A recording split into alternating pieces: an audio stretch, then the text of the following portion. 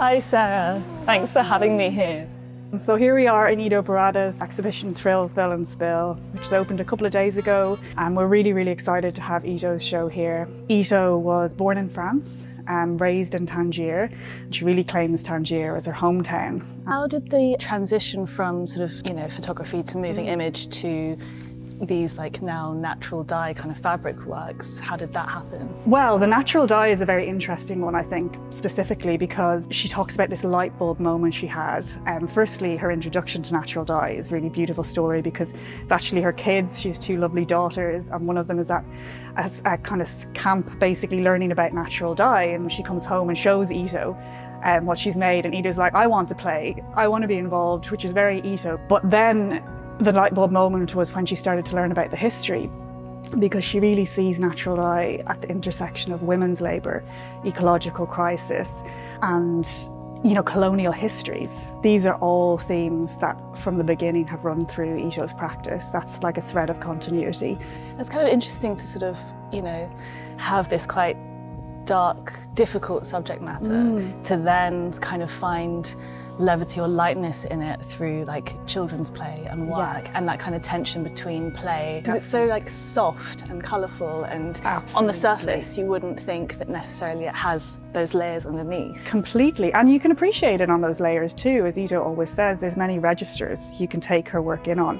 If you want to come in and just enjoy it on that level, that's absolutely fine. Right, so you come in, there's soft pastel colours, there's fabric works, but then you have also these really hard materials and these cages essentially. Yes. And so that kind of juxtaposition of the softness and the hardness is quite striking. Yeah. So I wonder, if you could tell me a bit more about this. When she did make the move to New York, a lot of people were asking her, God, what are you going to make in New York? All your work is about Tangier, so what will your subject matter be? So she goes looking for Tangier in the USA. And it exists in the Chesapeakes. So there's a place called Tangier Island.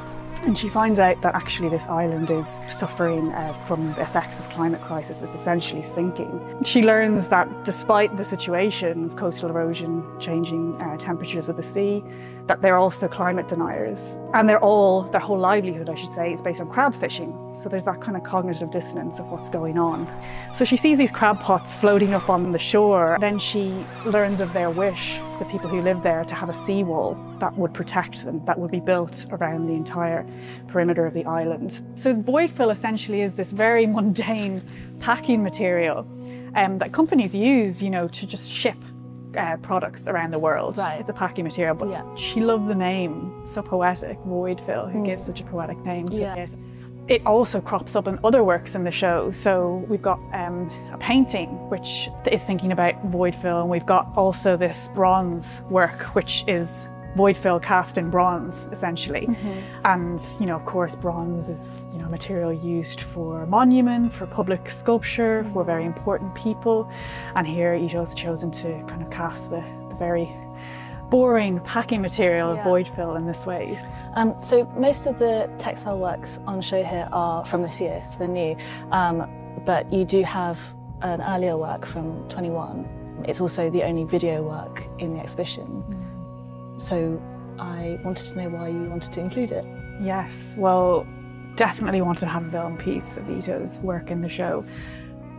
Primarily because they had this rich and long, and they're still making film, but this period of making film and also founding the Cinematheque de Tangier in the heart of Tangier. It's the one moment where you see Tangier, it comes to life, it gives, a lot of people coming to the show might not have been to Tangier, so it gives that context, that texture. And also you get to see the cinema itself, the facade, and you get to see the origins of the mothership, the very beginnings of her dye garden, retreat and residency space in Tangier.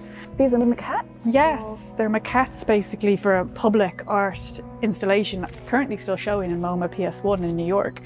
And it's looking at the history of the human pyramid formations, which in Morocco, their origins were this warrior practice to allow soldiers to climb up on each other's shoulders and look over enemy fortifications, peek over walls, borders, strategies of resistance, thinking about all of those things. So I wanted to ask you a bit more about this work here, because this definitely pops out.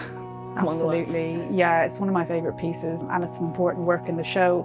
So it goes back again to Emily van der Poel, the artist that makes these colour studies. So Yto finds the books, obviously very inspired by it, and then works with a collaborator to make a computer programme that can basically apply Emily's system of colour analysis to any image that you would feed it. So here what we're looking at is essentially two separate plates of two Tintin cartoons that have been run through the colour analysis system, and then the colours abstracted out to form these grids. And the story of the Tintin cartoon is really, really fascinating, essentially. It's about Tintin going to Palestine. The episode is called The Land of Black Gold. The first episode is published in the 1930s. It features the British Mandate of Palestine. It features real-life paramilitary groups. So it's a very real political context that obviously was quite heated, set during the Arab Revolt as well. So very, very rich story.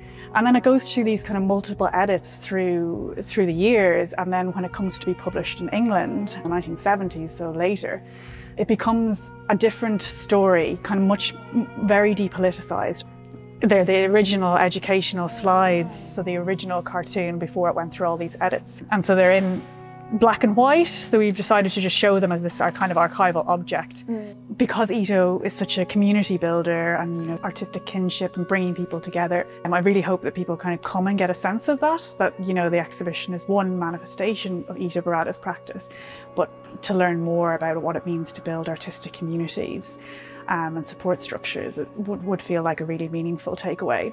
That's actually a really good end. There we go. Oh God. Great, we're done.